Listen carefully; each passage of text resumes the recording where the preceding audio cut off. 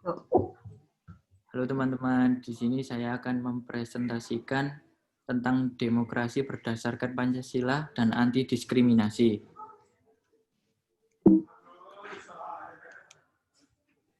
Nah, di sini akan dijelaskan sama Aisyah. Pengertian demokrasi berdasarkan Pancasila yaitu demokrasi yang dihayati oleh bangsa dan negara Indonesia yang dijiwai dan diintegrasikan oleh nilai-nilai luhur Pancasila. Sistem pengorganisasian negara dilakukan oleh rakyat sendiri atau dengan persetujuan rakyat. Dalam demokrasi Pancasila, kebebasan individu tidak bersifat mutlak, tetapi harus diselaraskan dengan tanggung jawab dalam demokrasi Pancasila.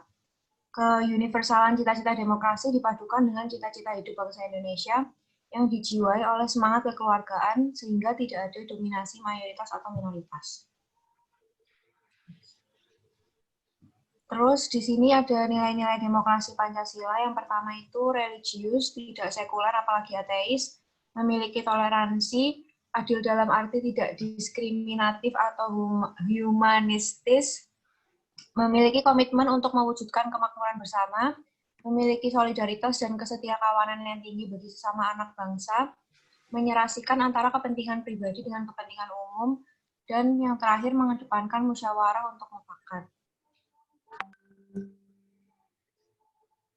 Terus apa itu anti diskriminasi sendiri?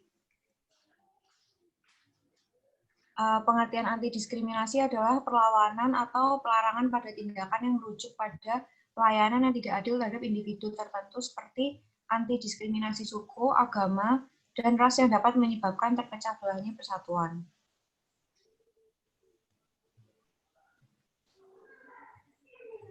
Contoh kasus demokrasi yang tidak sesuai nilai Pancasila itu adalah pengesahan RUU Omnibus Law Cipta Kerja picu terjadinya demo dan mengakibatkan pengerusakan fasilitas umum di berbagai daerah. Apakah demo boleh dilakukan dengan merusak fasilitas umum atau publik? Sebenarnya demonstrasi atau unjuk rasa boleh dilakukan karena untuk menyampaikan pendapat, tetapi tidak dengan diikuti aksi vandalisme atau merusak fasilitas umum karena akan merugikan penggunaan pelayanan publik. Sebaiknya sebagai para demonstrasi boleh menyuarakan pendapat, tetapi harus sesuai aturan yang ada dengan UU yang berlaku. Nah, di sini saya akan jelaskan penyebab terjadinya demo RUU Cipta Kerja. Jadi ini itu pasal-pasalnya. Jadi yang pertama, memudahkan izin tenaga kerja asing. Itu kenapa? Karena tenaga kerja asing memiliki kemudahan izin tinggal di Indonesia tanpa visa tinggal terbatas dan izin menggunakan tenaga kerja asing untuk bekerja. Terus yang kedua tuh jam lembur lebih lama dari sebelumnya, yaitu 4 jam dalam sehari atau 18 jam dalam seminggu. Terus yang ketiga, penghapusan upah UMK menjadi upah UMP. Terus itu menggunakan upah UMP yang dimana pekerja akan dibayar bukan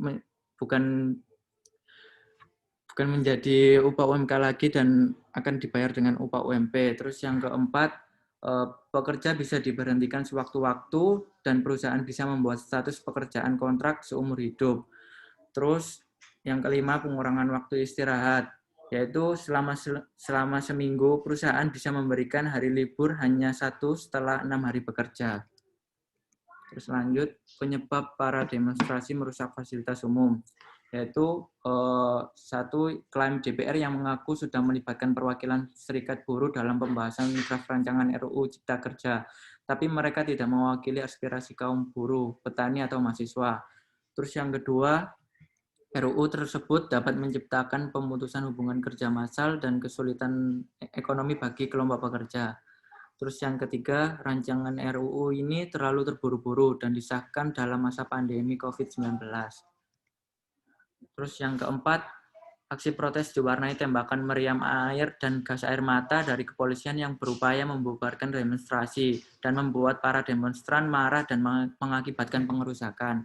Terus yang terakhir, pemerintah seharusnya berpihak kepada rakyat bukan malah merugikan rakyat.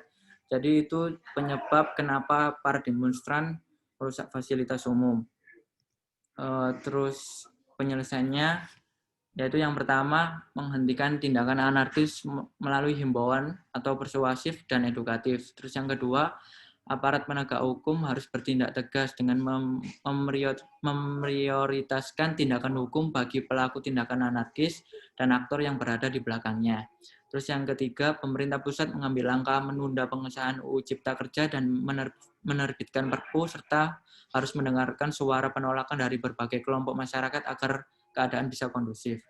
Terus yang keempat, mengambil langkah inisiatif untuk melakukan dialog kepada para pendemo serta mengutamakan penyelesaian berbagai pendapat dan kembali kepada nilai Pancasila itu sendiri. Sekian dan terima kasih.